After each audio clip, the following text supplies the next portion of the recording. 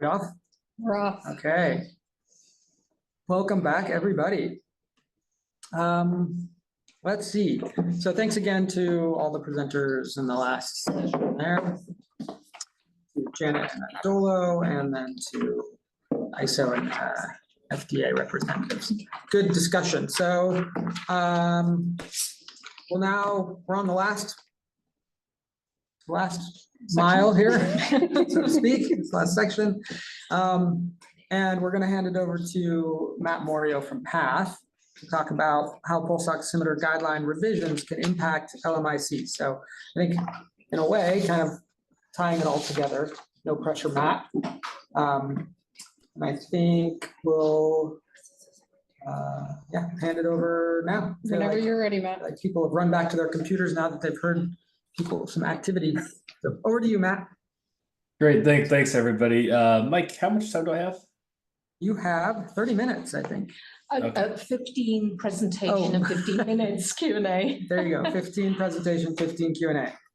Great, thanks everyone, and appreciate you joining. I realize I'm between you and a nap or a after work cocktail, so we'll try and keep this concise. But thanks for having me. My name is Matt Morio. I'm out of our Seattle office at PATH, and I've been supporting this project on some of the regulatory approaches with our TIMSI country teams and overall mapping.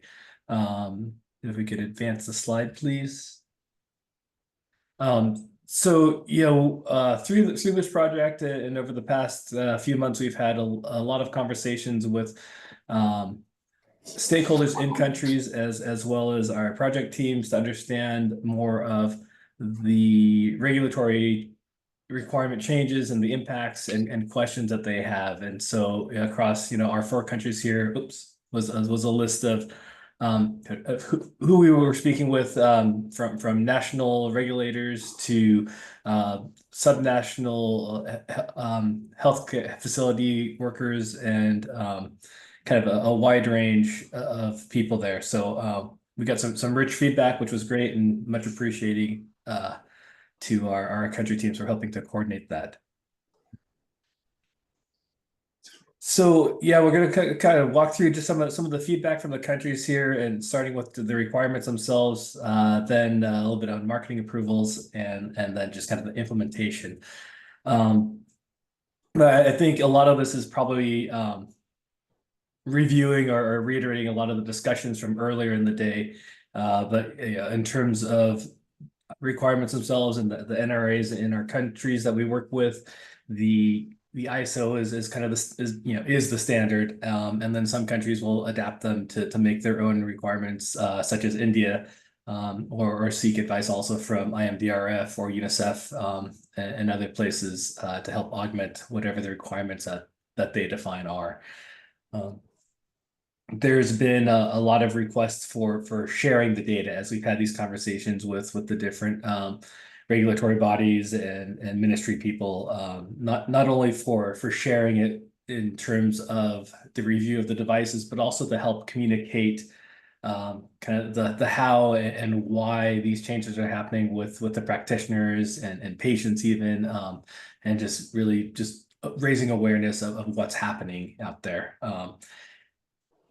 And then there's also, again, the kind of as discussed with the skin tone and the different scales. What is the standard, and how does one define dark or darker, and putting more of that objective qualifying to it, so that they understand and can share that. The couple interviews and discussions kind of led to the fact that devices should be qualified off of the darkest pigmentation, or having some way of letting that be aware as they make these decisions in in populations with darker pigmentation patients. Next slide is with regard to just the actual marketing approvals in countries themselves. I think it's important to note that in the TIMSI countries and a lot of African countries, there is no local devices being manufactured. So as a result of that, or kind of a follow-on, the ability to do in-country testing is very limited. And as an extension, the approvals themselves a lot of times are referenced from the US and the UK, EU, in terms of sometimes leading to an automatic approval, depending on the type of medical device it is. Other times they reference the prior approvals from US FDA, for example, and helps that expedite the reviews. Again, countries are all looking at the data themselves when they make the decisions, but because of the limited resources, just human resources and financial to do their own testing, it can be very challenging. The other request in terms of this is, just being able to amplify what's going on with the open oximetry project and the data there to help these countries just be aware of the resources that Mike and team have been putting out there, and helping them to also at some point be able to filter through basically, a request is if they can filter by pigmentation level or things like that too, to understand which devices are most appropriate for their populations. Next slide. In terms of implementing, and countries taking the new requirements going forward, everybody requested some guidance in terms of how to implement changes and recertify the current devices, or how they would follow that lead from US FDA or other I guess more resourced regulatory authorities.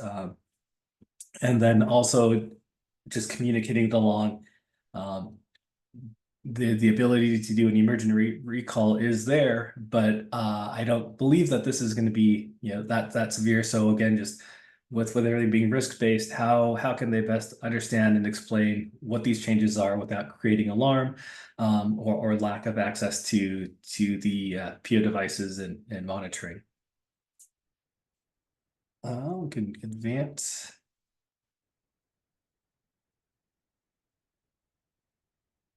Next slide. Thanks.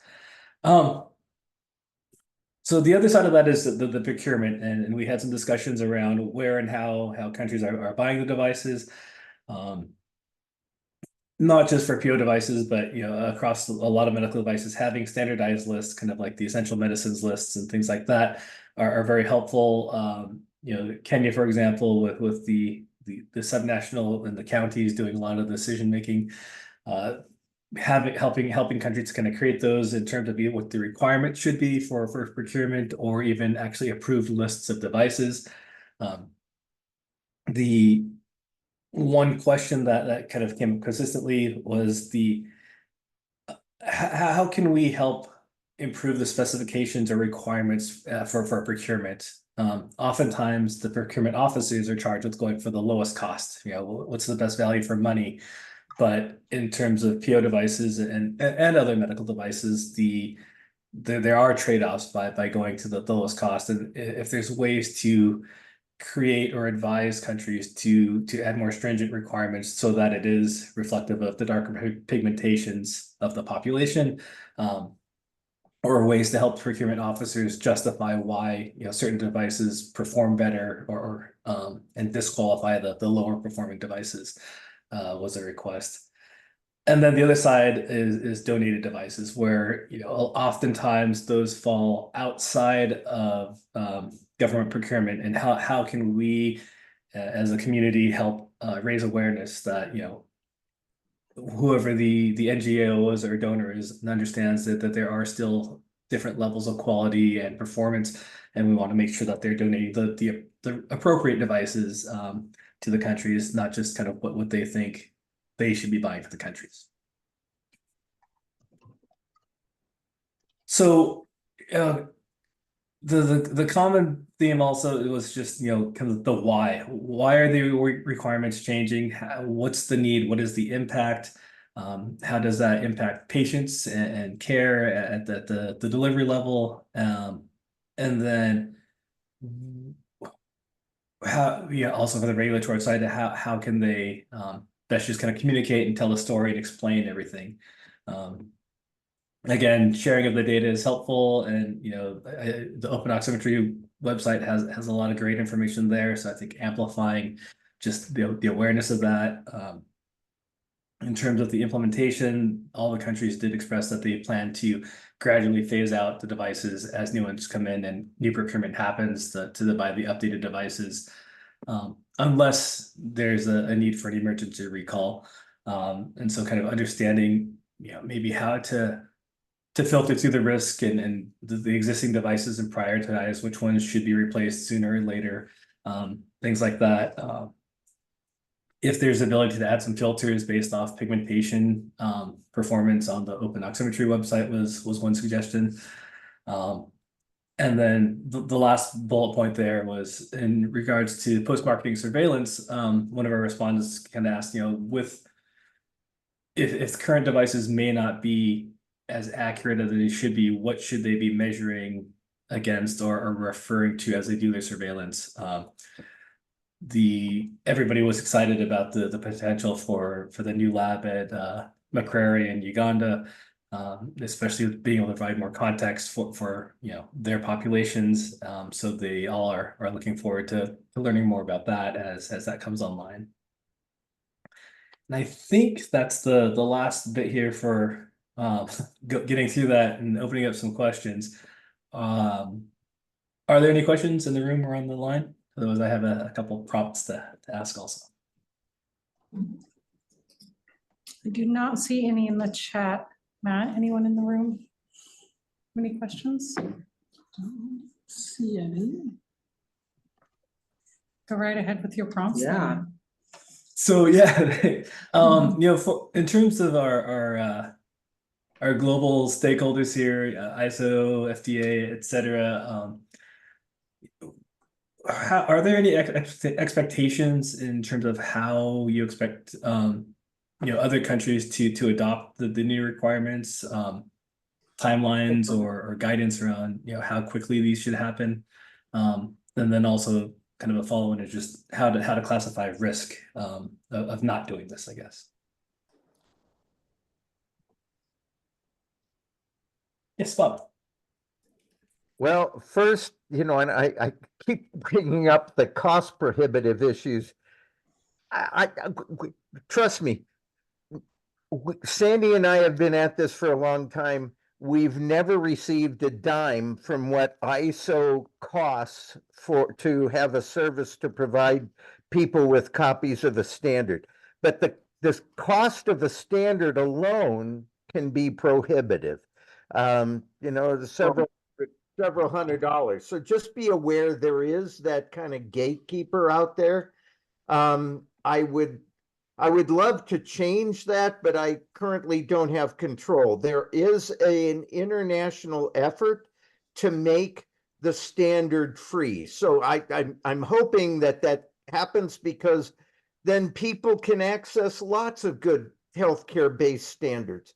Okay, that said, I think ISO is really trying to make sure that there is as much inclusiveness of nations to participate. And there needs to be a designated national body within each country to have that occur. There's a standard path for that, and I'm hoping there are no fees. In the US, there's another mother organization referred to as the Association for Advancement of Medical Instrumentation, or AMI, that has that responsibility, and they have their own fees for US and Canadian based countries or companies.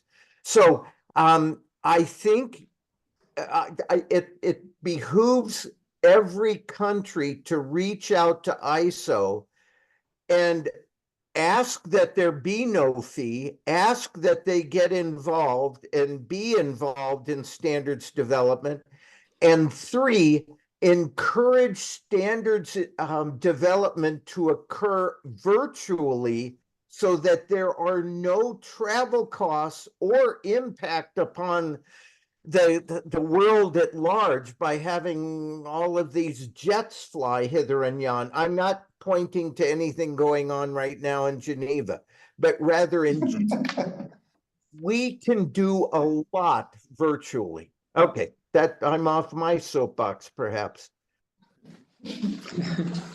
Andy really hit home there. Matt, back to you. Yeah, thanks, Bob.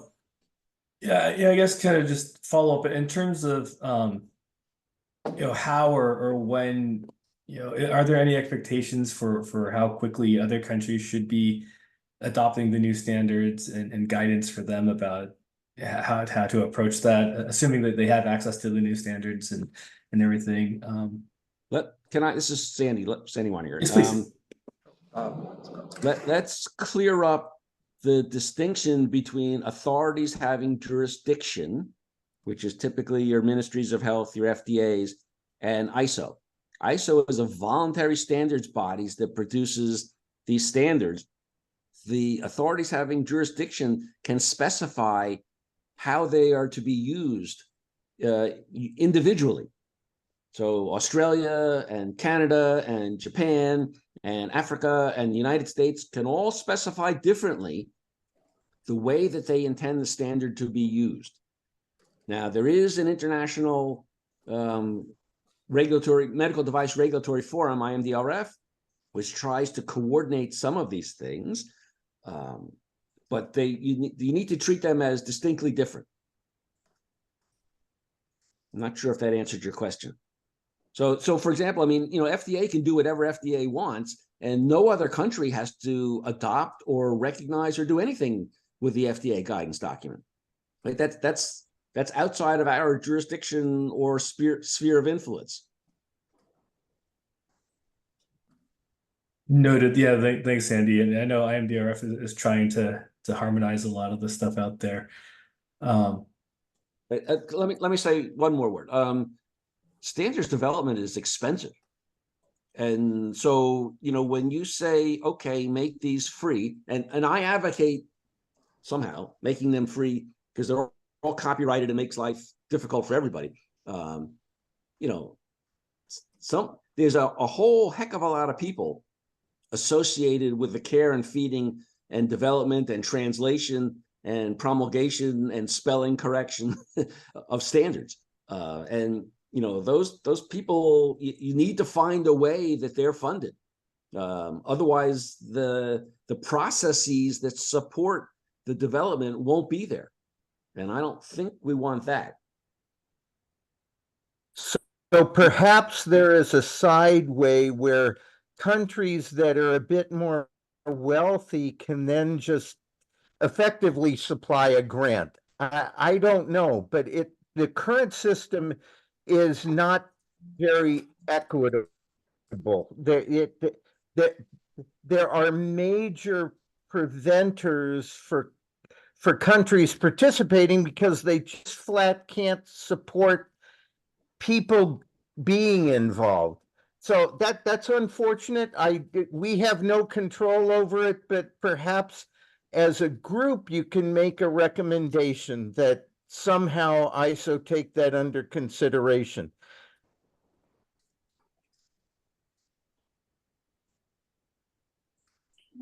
Thanks, Bob and Sandy. Appreciate the feedback, and maybe for our colleagues in the country teams, if you have any questions or comments, after this full day of discussions, and any feedback for our friends in the room or on the line regarding things you heard with implementing any new requirements in country and challenges or concerns that you might have.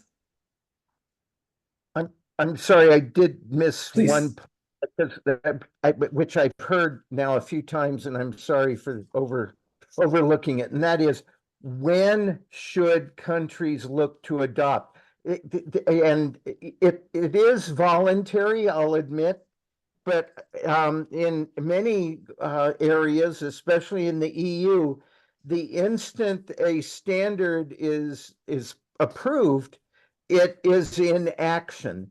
That isn't always the case in other areas, but the current process is that the next stage in this particular iteration of the pulse oximeter equipment standard is it will go to a DIS stage, which means that it will go out to notified bodies, these country representatives, and they will have a chance to consider, comment, and vote up or down on this on this particular version. So it is nowhere near the state of being ISO approved, if you wish to put it that way. But once it releases as a standard, it will still have to go through one more iterative step after that DIS stage, before it actually gets a date stamp and has final translation. So Sandy and I fully expect it's almost a year out still. So if you want a timeline, that's about as good a timeline we can give. Thank you, Matt? Bob. Yeah. I have a question, Matt. Back to Bob and Sandy's comments about engaging different countries, or how maybe low and middle income countries can engage. Right now, would you say that that low and middle income countries are underrepresented? I think you had said that the draft standard will be sent out to countries. Do we know? Do you have a sense of which countries, and should we be advocating for more inclusion of low and middle income countries? So There this is, is now stratification. In many ways, I wish there were. There are some 90 countries that participate in that voting process. So it's a goodly number, but given how many countries there are, I think it certainly is underrepresented. So that's one of the reasons why I said, and don't quote me on it, because I remember volunteer, but now I may be volunteered to some inhabitable island by them. I just suggest that maybe consider expanding involvement to countries that cannot afford to attend meetings, to countries that cannot afford a fee, so that it is more representative, and more importantly, that it improves care and availability of good devices worldwide. That's a good. so let me add a few more words. Sure. The care and feeding of ISO member bodies is arguably above Bob and my pay grade, right? Where our job is to organize and coordinate the members that show up.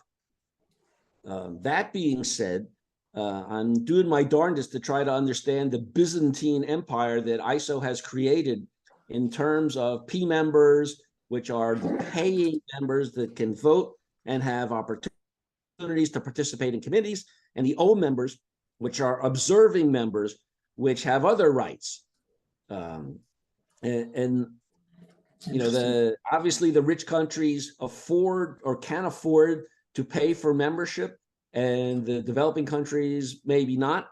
But ISO wants those developing countries to participate. And so I urge the countries to seek out your standards bodies if you have them. Like, for example, I know Uganda has one, because I'm looking into it now to try to figure out how to get them into the fold.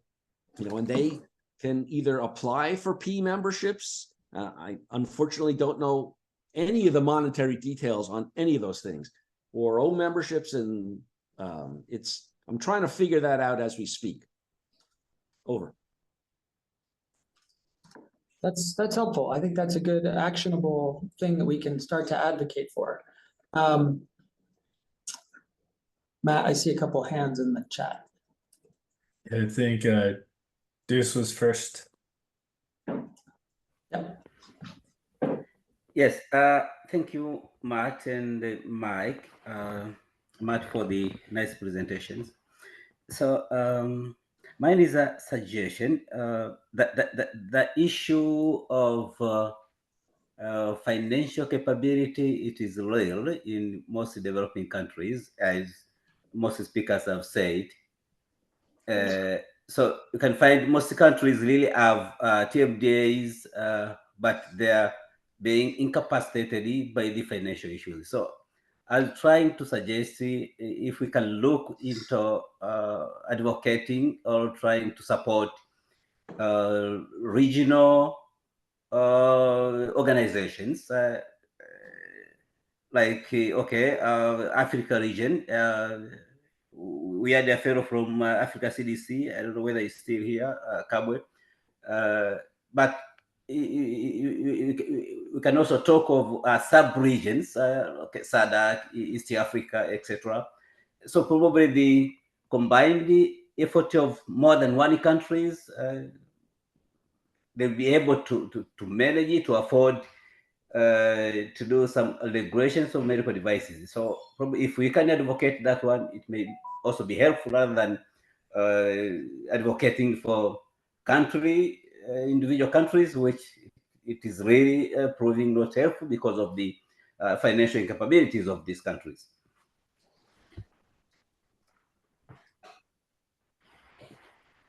Over. Thank you so much for that feedback. Leith, I think your hand is up.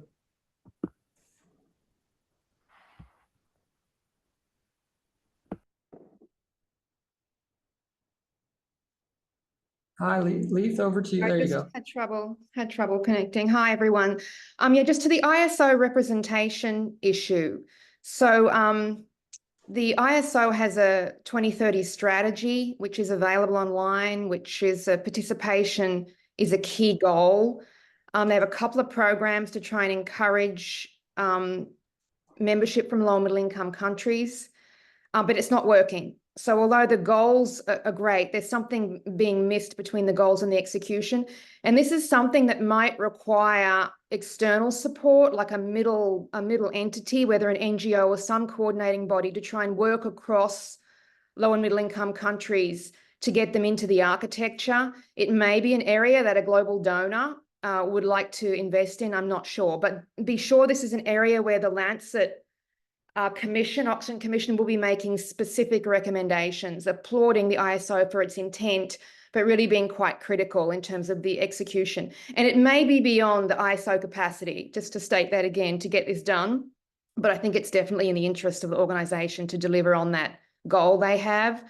South Africa is the only African country that we could find when we looked at all the different representation, participating members, particularly because they have the power, which is just unsustainable moving forward. So yeah, anyway, but anyone who has great ideas for how to do this, how to really make a sharp recommendation in this area, please contact either Freddie, myself, or any of the other members of the Lancet Commission executive.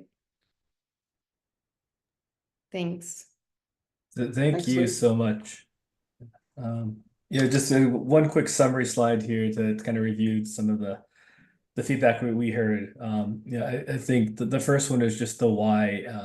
How can we as a global community help the countries to implement this and understand why this is happening, why it's important, and also just the risk approach to it. What are the challenges or risks of not implementing the new standards, and balancing that against access, and not raising alarm as it's not necessary. The other side of that is just how, and as a community, how can we help them understand best practices and approaches to implementing the new requirements, especially given as a requirement comes online, if the countries are adopting them right away, then how do they implement and phase out the poorer performing devices, which leads to the what side, right? Identifying and understanding which ones are best suited for darker pigmented populations, and how to make sure that the right devices are being procured or donated to the countries. And our last point is just amplifying and raising that awareness of the resources out there, in particular the open oximetry website, and just really helping to raise that awareness so countries know where to look. They're all asking for data, and I know there's a lot of data out there, but so just kind of helping them know what's available and how to find it. One last hand from Sandy, and I think we're at time. Yeah, just a quick comment. I'll throw another monkey wrench in just because this isn't complicated enough. 601 IC 60601, which is the parent standard for electromedical safety, is undergoing major revision. It's entering its 4th edition. And I believe that the particulars, which we are one of, are going to be slower to come out until they get the 4th edition done. So there's additional standards considerations along the way. We're going to get this out, as Bob said, early next year, and hopefully it will stand. But usually we like to iterate the standard often, but that's going to be inhibited because of this 4th edition effort. Thanks, Sandy. Great to note additional timelines. But with that, I think that's our time for this session. Thank you all, and back over to you, Mike and Mira. I think I do see one comment from Kumu in the chat about open oximetry helping to facilitate this. And I think while I'm happy to give Mike more work, I think this might be a good segue into the next steps, which is because there's